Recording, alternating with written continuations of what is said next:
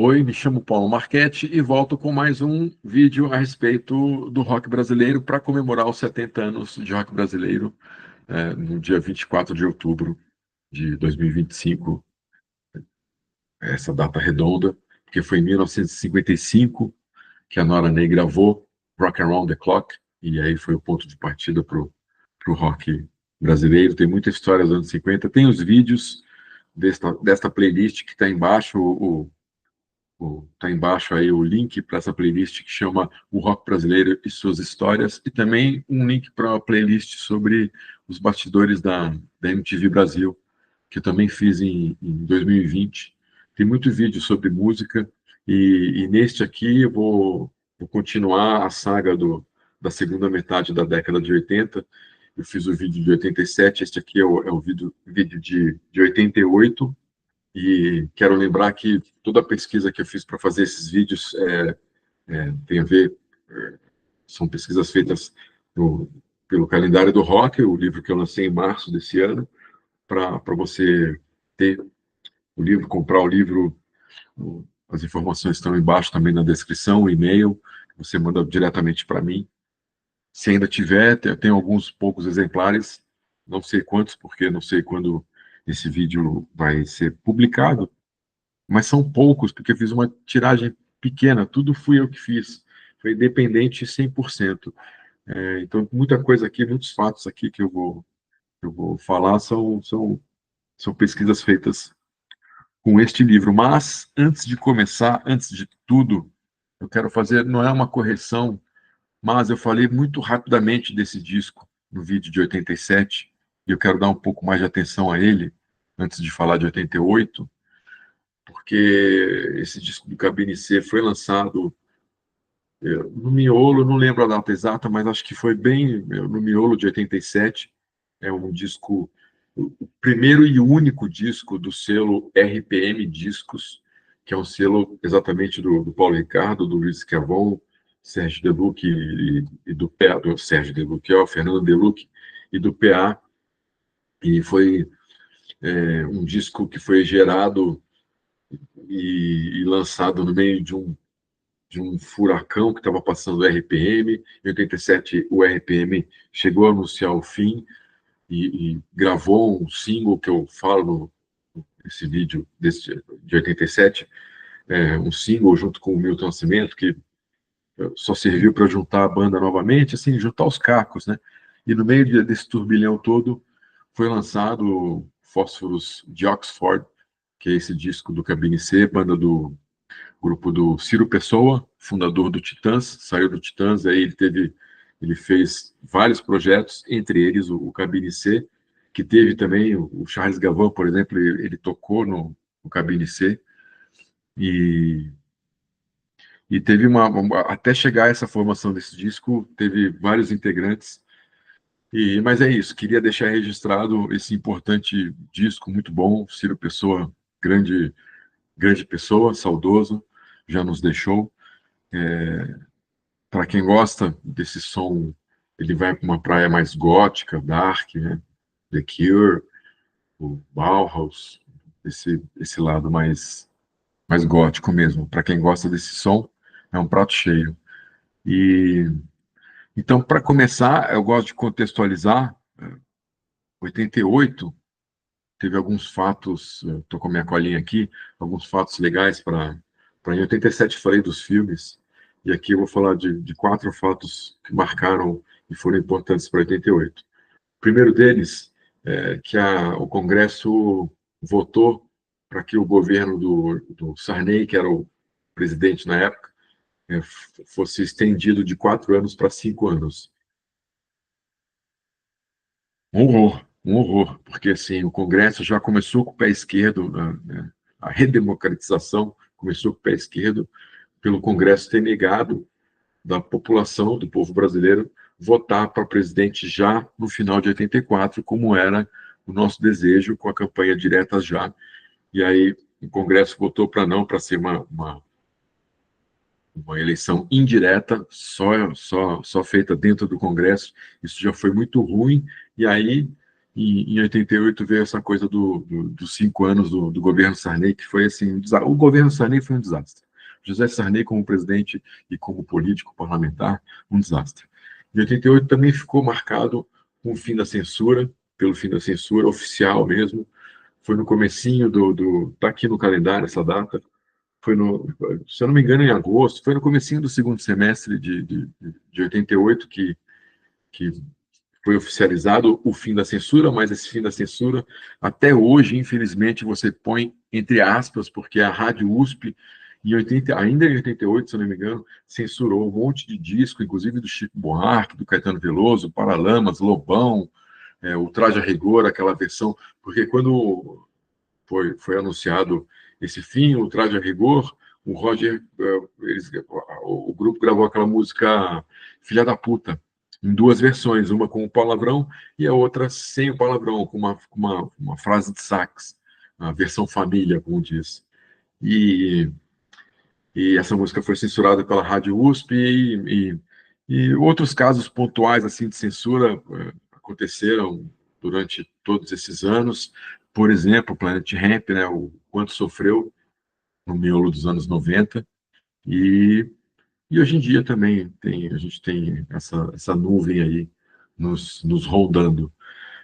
Foi também em outubro, a nova Constituição ficou pronta, começou a valer, e ela foi feita aos trancos e barrancos. Hoje, essa Constituição, 88, para cá, são 37 anos, e a gente precisaria, os brasileiros precisariam de uma nova Constituição, na verdade, porque a Constituição ela caminha com o progresso do cidadão, do mundo, do país, e essa nossa Constituição de 88, ela é toda remendada, tem esparadrapo, tem durex, tem band-aid, tem mercúrio, cromo, e ela tá assim, ela precisa de uma nova roupagem urgente. Mas esse é papo para outras pessoas e para outro vídeo. E também tem o primeiro título mundial do Ayrton Senna na Fórmula 1, se eu não me engano, ainda na Lotus. Foi um título bem bacana, bastante comemorado, porque nessa época ainda o Piquet também era um piloto de ponta, então a gente tinha o Nelson Piquet e o Ayrton Senna ali competindo com os outros grandes pilotos de Fórmula 1. E esses são alguns fatos que marcaram o 88 de uma forma geral. Vindo para a nossa área, para o rock, para a cultura pop, que é a função o objetivo desse vídeo, em janeiro de 88 aconteceu o primeiro Hollywood Rock internacional. O Hollywood Rock já acontecia há algum tempo, eu mesmo, em 84, 85, acho que 85, 86, o Hollywood Rock começou no Guarujá, na Praia da Enseada, onde eu passava férias. E esses primeiros shows do Hollywood Rock aconteceram, eram gratuitos na praia mesmo. Botava seu palco, eu assisti Legião Urbana, Tóquio, Rádio Táxi, Lulu Santos, Kid de Abelha, isso tudo em uma edição. Kid de Abelha, e tinha mais alguma coisa. Aí teve uma outra edição que eu vi o Titãs, numa fase que eles estavam começando a compor para o Jesus Não Tem Dentes, também na praia. E aí, em 88, veio esse Hollywood Rock, que teve Pretenders, teve Duran Duran, teve um monte teve os grupos brasileiros, né, Barão, Paralamas, que sofreram aquelas mesmas coisas, a parte técnica, com o som com menos potência, com pouco tempo para passagem de som, aquela história toda, mas aconteceu o Hollywood Rock Internacional, que foi um sucesso. No Rio, foi na Praça da Apoteose, e aqui em São Paulo foi no Morumbi, no estádio do Morumbi. Foi também quando o Paralamas tocou pela primeira vez na Argentina, a partir de 88, 89, se intensificou mais, acho que nesse início, 90, 91, 92, Paralamas começou a trabalhar o mercado latino, Argentina, Chile, todos esses países, México, e até porque isso, isso isso foi uma válvula de escape até para o grupo, porque como o rock ficou estagnado, ficou por baixo, principalmente 90, 91, 92, quando veio Lambada, acabou essa história, a gente estava numa perrengue total. Paralamas foi trabalhar, foi fazer divulgação nesses países da América Latina. O Zero abriu em janeiro de 88, o Zero abriu para Tina Turner, acho que foi em janeiro, se eu não me engano.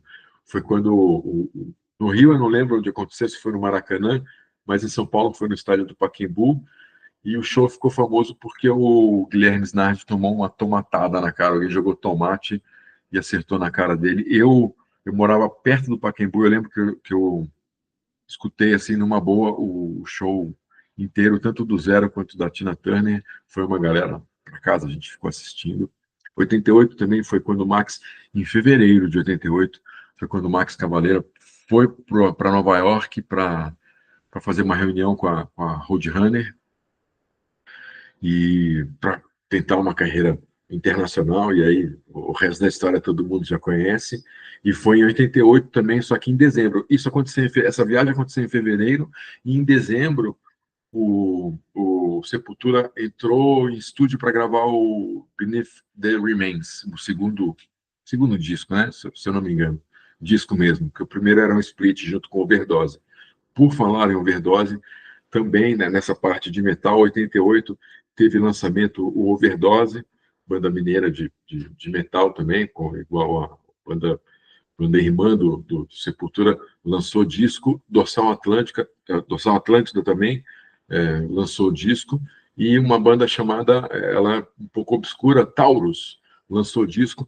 Fora que assim, já rolava, o Viper lançou o primeiro disco em 87, já tinha o SP Metal 1 e o 2 também, tinha outras coletâneas, São Power, é, então tinha um movimento também nessa cena metal, assim como na cena punk, é, tinha o movimento ali do Cólera, Ratos, Inocentes, esses principais nomes, né? No metal a mesma coisa. Além dessa parte do metal, o Metrô anunciou o fim. Falei do RPM, do Camisa de Vênus, em 87, que terminaram, anunciaram o fim. E o Metrô anunciou, fez os últimos shows em 88, e aí realmente terminou. Em 88, também, em junho, se eu não me engano, aconteceu o fatídico show da Legião Urbana no estádio Mané Garrincha, em Brasília. Eu conto essa história em algum dos vídeos, porque um mês depois, mais ou menos um mês depois desse vídeo, eu encontrei com um Legião que veio para São Paulo para fazer um show especial do aniversário da revista Bis. Então, eu encontrei com eles no hotel. Eu lembro do Renato Russo triste ainda, todos eles ainda meio cabisbaixos, assim, por causa desse show. Eles que foram para Brasília empolgados e tal, e teve uma demora. Eles ficaram ao lado do estádio, exatamente para poder chegar na hora, para manter o cronograma, todos os horários, tudo. Mas o Dado me contou rapidamente, já falei essa história em outros vídeos, o Dado me contou que o ônibus, só para passar o portão, para entrar no estádio, demorou mais de uma hora, quase 2 horas, 1 hora e meia, mais ou menos, para andar 10 metros. E isso quebrou tudo, além deles verem a confusão toda que estava acontecendo. Então foi esse show que foi muito noticiado na época, deve ter, no YouTube tem vídeo, tem reportagem, tem entrevistas. Isso aí, para quem quiser se aprofundar mais nessa história, tem outros conteúdos. Em relação, agora eu já vou para os lançamentos, como eu falei, eu quero mostrar aqui lançamentos que são mais, que não foram tão comerciais assim, que não tocaram muito, tal, mas que são importantes, que nem 87, né? Que mostrei vários discos pouco conhecidos, mas que são muito bons. A mesma coisa vai acontecer aqui. Mas antes, quero falar dos discos mais das bandas já que já tinham uma carreira consolidada. Por exemplo, o RPM lançou Quatro Coiotes, que é um disco horroroso. Foi gravado, o grupo, a gravadora pagou uma casa em Búzios, se eu não me engano. Eles ficaram nessa casa 1 mês, 2 meses, sei lá, ensaiando, compondo o repertório para o Quatro Coiotes. De lá eles foram para Los Angeles, gravaram no estúdio em Los Angeles, tudo isso aqui, só que você pega o disco é uma porcaria. O disco vendeu bem, vendeu, sei lá, 300 mil cópias, até talvez por aí, 350 mil cópias, não sei. Mas, para o patamar do RPM, que vendeu mais de 3 milhões de cópias do Rádio Pirata, e também o primeiro disco foi na onda, que vendeu bem no lançamento, mas foi na onda do Rádio Pirata e vendeu mais também um bocado. Quatro Coiotes foi um fracasso, tocou pouco no rádio, as músicas são ruins, o próprio Poladian, que era o empresário do grupo, falou, pô, é um disco ruim, então não teve jeito. É, um horror. Tanto que o grupo tinha anunciado o fim em 87, aí teve essa. Conseguiram se reunir de novo, vamos tentar seguir. Aí lançaram esse Quatro Coiotes, que foi um horror, e em 89 anunciaram o fim novamente. Mas aí é pro vídeo de 89. João Penck, em seus 1500 aniversários, lançou Além da Imaginação, se eu não me engano é isso. O Ira lançou o maravilhoso Psicoacústica, que foi um disco que marcou muito 88, que virou referência até para as bandas compadres ali da mesma geração, que, as que estavam lançando o disco também, porque foi um disco que chamou a atenção, era um vinilzão, capa dupla, a capa era dupla, o disco era disco único, e vinha um óculos 3D, porque você botava, e a capa era em 3D, era bem bacana, com encarte e tal, foi bem trabalhado, bem gravado, muito bom esse disco, melhor inclusive do que, digo, a qualidade de gravação, tudo, melhor do que o Quatro Coiotes, que foi gravado fora. Psicoacústica não tem nem muito o que falar, tem texto dele no 7 Doses de Cachaça, e dá para achar também muito conteúdo sobre ele.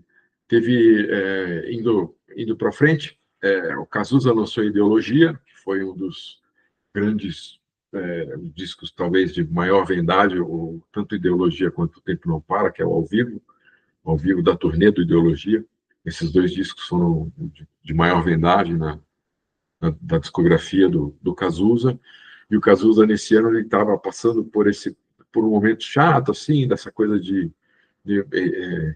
ele ainda não havia falado para a imprensa que estava com HIV, e todo mundo, e o boatos rolava, porque todo mundo sabia, só que ninguém assumia, nem mesmo ele, nem mesmo a família, e respeitando, claro, todos eles, ninguém também assumia. Então ficava muita fofoca na mídia, teve a capa da revista Veja, acho que em 89.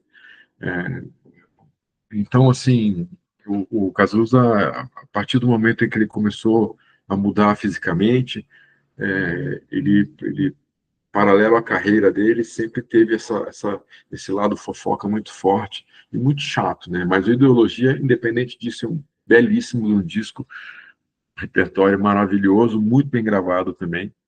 O Lu Santos lançou Toda Forma de Amor. Léo Jaime lançou Direto do Meu Coração para o Seu. O Léo Jaime, ele ele começou junto com toda essa geração. Ele era do João Penca, saiu, começou a fazer carreira solo, lançou um maravilhoso Foda-se em 84. É um disco que era para ter sido lançado em 83, por causa da censura demorou. Mas ele foi para o Léo Jaime foi para um lado mais romântico. Tem a Avenida das Desilusões, tem esse disco, tem, acho que o próximo, além desse, então ele foi mais para o lado romântico, o cantor romântico, do que, o rock que ele fazia no começo de carreira. Paralamas lançou o excelente Bora Bora, que para mim foi o início de uma fase experimental do grupo, que depois veio Big Bang, veio Perplexo, Big Bang, Os Grãos e Severino. Perplexo é a música do Big Bang, se não me engano. Esses três discos, junto com Bora Bora, é uma fase bem experimental. O Bora Bora, o Beco, se não me engano, tocou naquela novela Bebê a Bordo, e depois o próprio Ney Matogrosso gravou o Beco. E é um disco muito, muito bacana. É o disco que o Herbert Viana assume ali, se eu não me engano, é Dois Elefantes. Eu não lembro qual a música que ele fala da relação dele com a Paula Toller, o término, né, da relação dele com a Paula Toller. Enfim, é um disco maravilhoso. Eu sou suspeito. Paralamas, para mim, eu já falei isso, já assumi isso. É a melhor banda dessa geração, a banda mais completa dessa geração, sem dúvida. Teve o lançamento Manuel, em 88. Teve duas músicas, Manuel e Vamos Dançar, se não me engano. Perdão, esqueci o nome da outra música, que é o Conexão Japeri, que era o grupo do, do Ed Mota. Eu fui no lançamento, no Dama Choque. Teve também o lançamento do Buana 4, que vale dizer porque é o grupo que o Maurício Barros montou, depois que ele saiu do... Ele que é o original, ele que formou o Barão Vermelho. Ele saiu do Barão, formou o Buana 4, que fez muito sucesso por causa da novela Top Model, Eu Só Quero Ser Feliz, o nome da música. Não era música de abertura, mas tocava direto na trilha da novela, fez muito sucesso. Em paralelo a isso, o Barão lançou Carnaval, que aí foi o disco que consolidou de vez o Frejá no vocal. Foi Todos esses discos são muito bem gravados, inclusive o Carnaval é muito bem gravado. As composições são ótimas, o Frejá se encontrou, a sonoridade do grupo, ali o que eles estavam procurando no rock em geral, no Declare Guerra, foi, foi achado no Carnaval e é um descasso. Eu escuto o Carnaval até hoje, inclusive a música título é muito boa. Esse disco é um disco de primeira linha do Barão Vermelho. Dá para colocar ele ali junto com o Maior Abandonado, numa boa. Teve o primeiro disco solo do Marcelo Nova, depois do fim do Camisa de Vênus, o Cuidado, do Lobão, um disco que o Lobão também, ele estava preso, e a história é que ele saía de vez em quando para poder gravar o disco, passar algumas horas no estúdio. Tem Tem participação de alguns músicos, tem do Ivo Meirelles, do Edgar Escandurra. O Lobão acho que não gosta muito desse disco, mas eu acho ele muito bom, a sonoridade dele muito boa, muito seca. Você escuta o eco do estúdio, sabe? Eu gosto muito desse disco. Se eu não me engano, o Lobão não gosta muito, mas eu acho ele bem, bem interessante, as composições, tudo, a produção, como eu disse, a qualidade dele eu acho bem interessante, é bem próximo ao pós-punk. E o Titãs lançou o Go Back, que é o disco, é o show dele, é o registro do show que eles fizeram no Festival de Montreux. Em 87, Paralamas lançou o D, que era também do Festival de Montreux. Esse disco do Titãs é incrível, eu gosto muito, é muito bem gravado. Eles deram uma nova roupagem para Marvin, para Pavimentação, para algumas músicas do primeiro e do segundo disco. Eles pegaram, fizeram um, um rearranjo e, cara, é um descasso. Eu gosto muito desse ao vivão do Titãs. E tem dessa lista dos discos tocavam em rádio e tal, mais comerciais e tal. Para fechar, Engenheiros do Havaí lançou Ouça o que eu digo, não ouça ninguém. Essa é uma fase muito boa do Engenheiros e que acontecia a mesma coisa que acontecia com Legião. E acho que com Titãs também. E assim, eles lançavam, quando foi lançado esse disco, Ouça o que eu digo, músicas do Revolta dos Dantes ainda estavam tocando. A mesma coisa que aconteceu quando o Legião lançou Que País é Este, em 87, estava ainda tocando música do 2. Quando o Legião lançou o 5, tinha música do Quatro Estações tocando no rádio, e com Engenheiros acontecia essa mesma coisa. Esses discos, eles saíam da bolha, eles tinham tanta força que uma música, duas músicas de trabalho, que era que o marketing da gravadora trabalhava com as rádios, com a divulgação, não adiantava, estourava e além disso, e a rádio, pelo público, pelo pedido e tal, a força das rádios ainda era muito grande, da mídia impressa, isso é importante dizer, né, no contexto todo que eu gosto de falar, tinha essa força. Então acontecia muito disso, de um disco ser lançado, enquanto músicas do disco anterior estavam ainda tocando. Eu vou agora partir aqui para alguns discos que eu quero mostrar, também desse ano, que são menos conhecidos, e vou começar logo por um disco radical, que é do Viziadoc Boy, uma banda de Sorocaba, que só lançou esse disco, é um som experimental. A bateria era feita de um jeito, os instrumentos que eles tocavam era também de outro jeito, uma outra afinação, tal. Era realmente um grupo experimental. Esse nome, inclusive, Viziadoc Boy, ele foi montado, porque quando eles se reuniram para fazer o grupo, como que vai ser o nome do grupo? Tá, eles pegaram um dicionário e começaram a abrir. E aí, em cada letra que caía, que eles viam, alguma coisa assim, eles, ó, V, tá. Aí, Z, ok, Y, A, D, O, Q, aí virou Zedoc. Aí, M, O, E, aí eles foram tirando, eu não sei se era um papelzinho e tal, mas aí virou Zedoc Moi, o nome do grupo. Esse disco é muito procurado.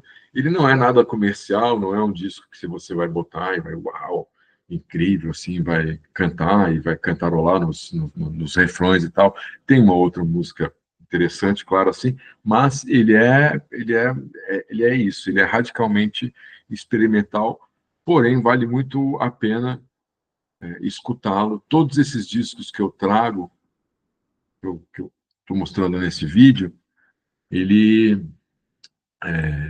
eles estão disponíveis nas plataformas. E deixa eu ver, eu tô vendo a lista aqui. Não, todos eles, menos esse aqui. Tem alguma coisa dele, né, em plataformas digitais, mas não tem este disco, que é o Black Future, banda do grupo do Rio de Janeiro. Esse é o único disco lançado de forma independente.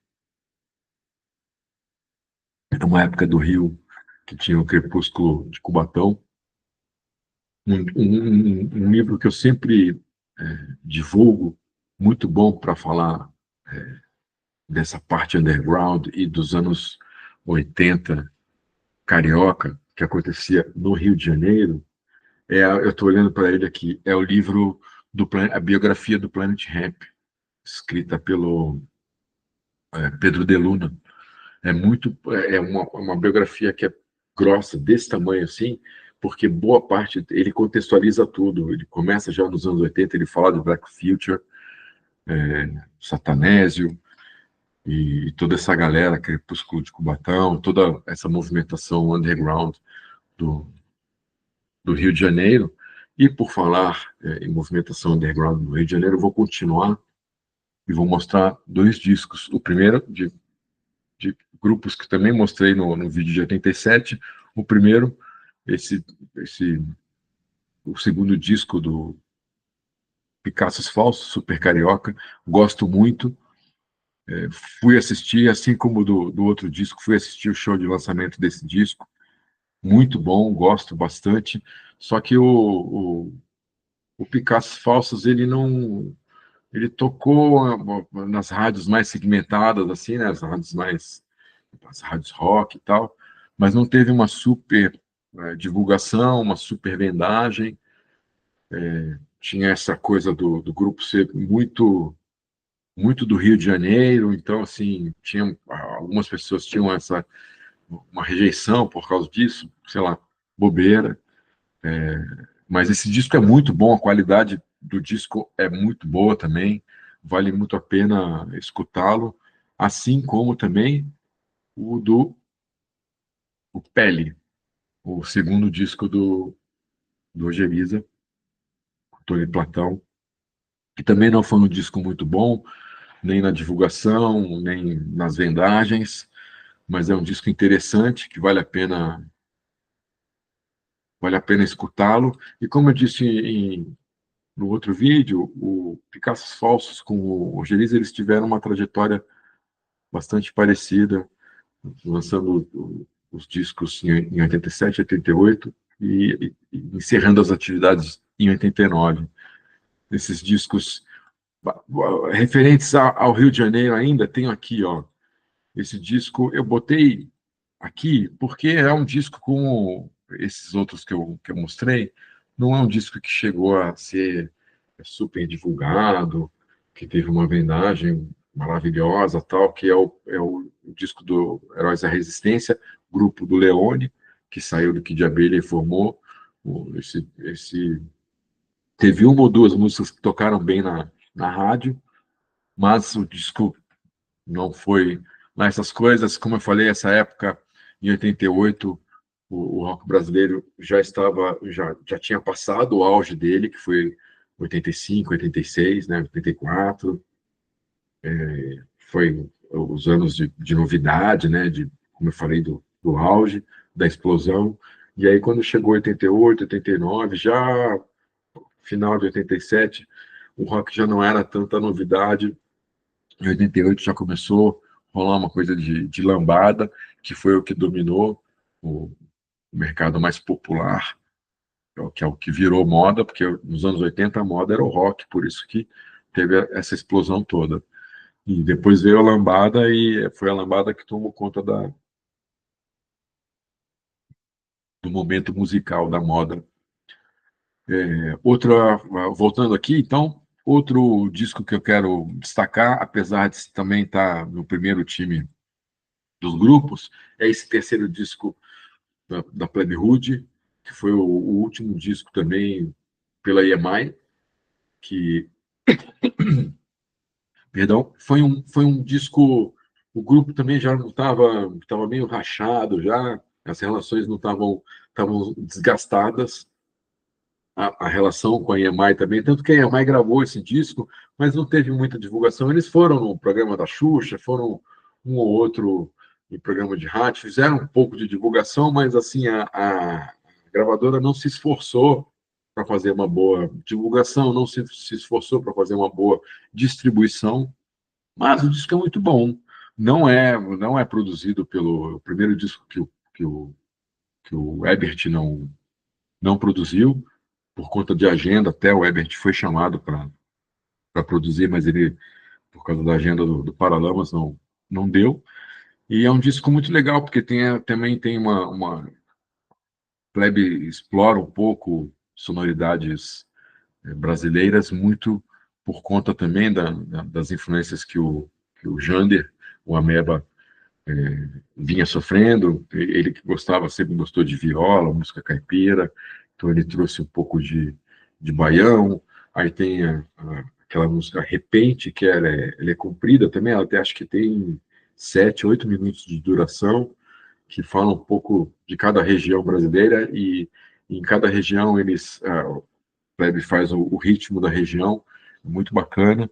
É um disco, eu diria que um pouco experimental também, por conta de outras músicas, né? Tem uma ou duas músicas que tem muito a influência do André. O André gosta muito também dessa parte gótica, Joy Division, Bauhaus, Cure e outros grupos dessa vertente.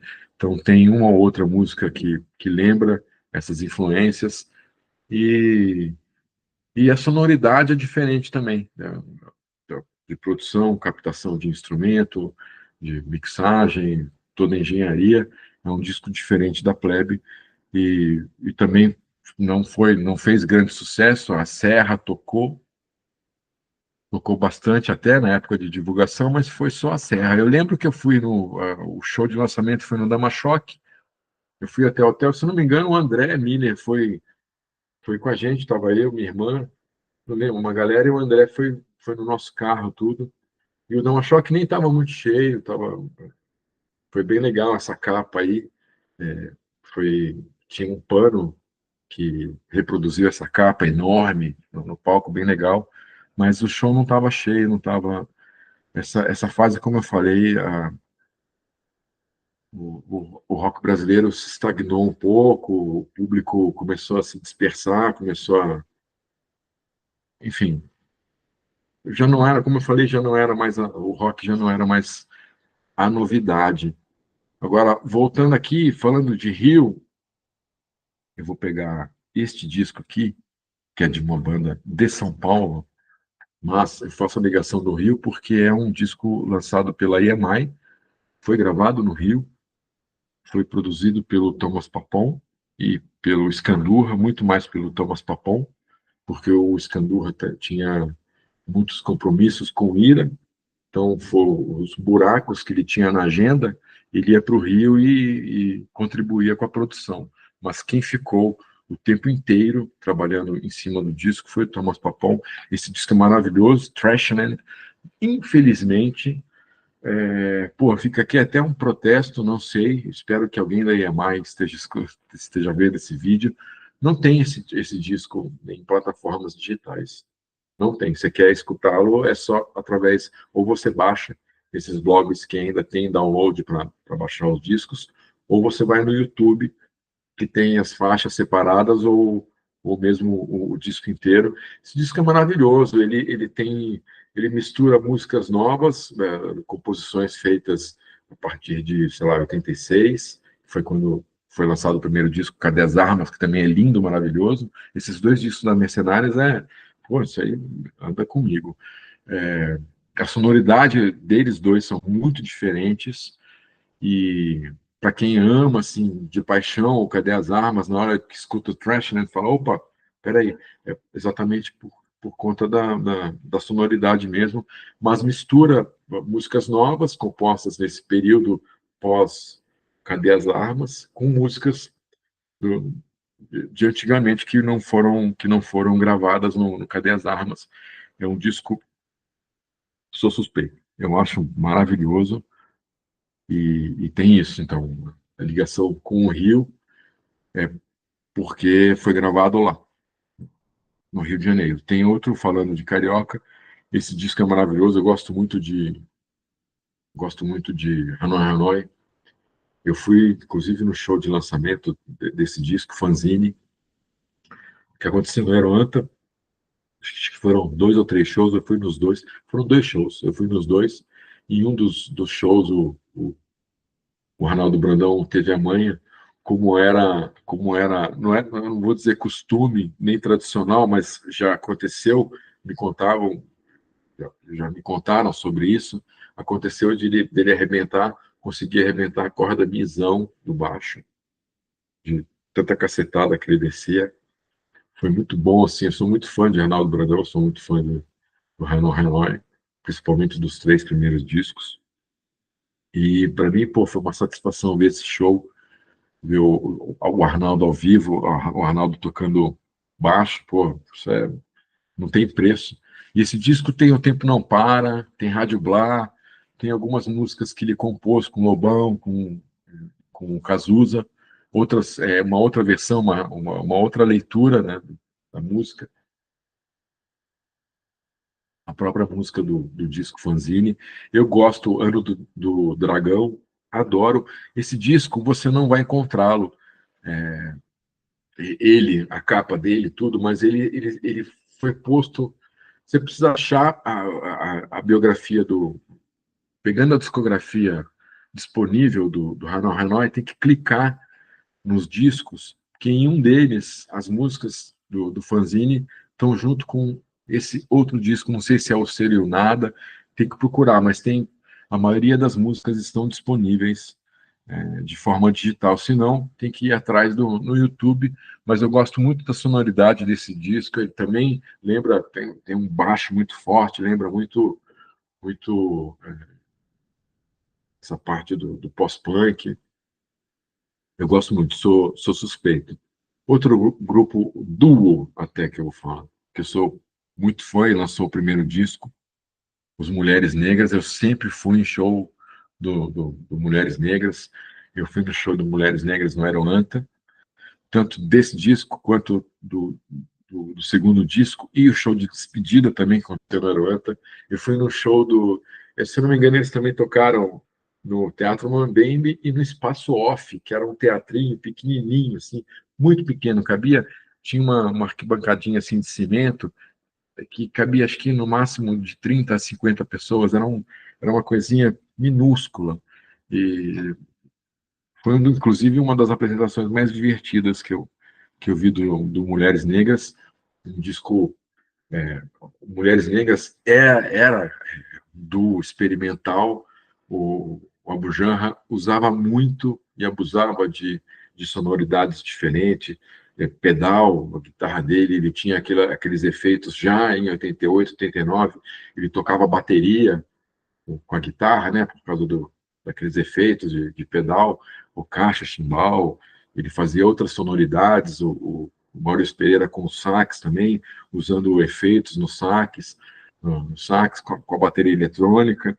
Os shows eram bem interessantes e os dois discos são pô, para mim, eu considero, pode parecer um pouco exagerado, mas é obra-prima mesmo, porque são diferenciais, são discos muito autorais mesmo, muito peculiares, no bom sentido, claro. E, pô, eu os tenho, assim, nossa, eu escuto até hoje, e quem é fã mesmo, quem gosta também, tem essa coisa com esses discos de ter esse carinho com esses dois trabalhos. Então, é outro disco que vale muito a pena, esse dos Mulheres Negras.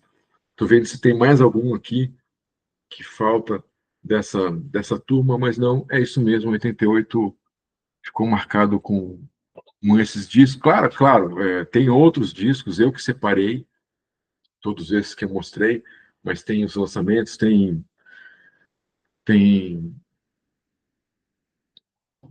coletâneas, grupos do Sul que eu não separei, tem o TNT, tem o Cascaveletes, eu não sei se o Cascaveletes lançou alguma coisa em 88, mas outros grupos estavam, por exemplo, Titãs lançou o Go Back, mas ele foi uma coisa de gravadora, de, de contrato, porque em 88 o Titãs continuou a turnê do Jesus Não Tem Dentes, que foi um disco muito bem aceito e que se estendeu, assim como Legião também passou 88 trabalhando Que País é Este, com um monte de show, agenda cheia, lotada, e, e a gente começou em 88 ter um declínio. A inflação, por exemplo, mensal, girava em torno de 18% nessa época, em 88. Então, a gente, como eu falei em 87, em 88 a gente ainda tinha dinheiro, dava para gastar, ir num show, comprar um disco e tal, mas já tinha um certo cuidado com, com a economia que estava começando a ruir. Em janeiro de 89, depois eu falo isso, teve o Plano Verão, aí teve, né, o Plano Cruzado 1, Plano Cruzado 2, tudo que deu errado, aí veio esse Plano Verão. Então, o Brasil, economicamente falando, ele estava num declínio e, claro, isso se refletiu,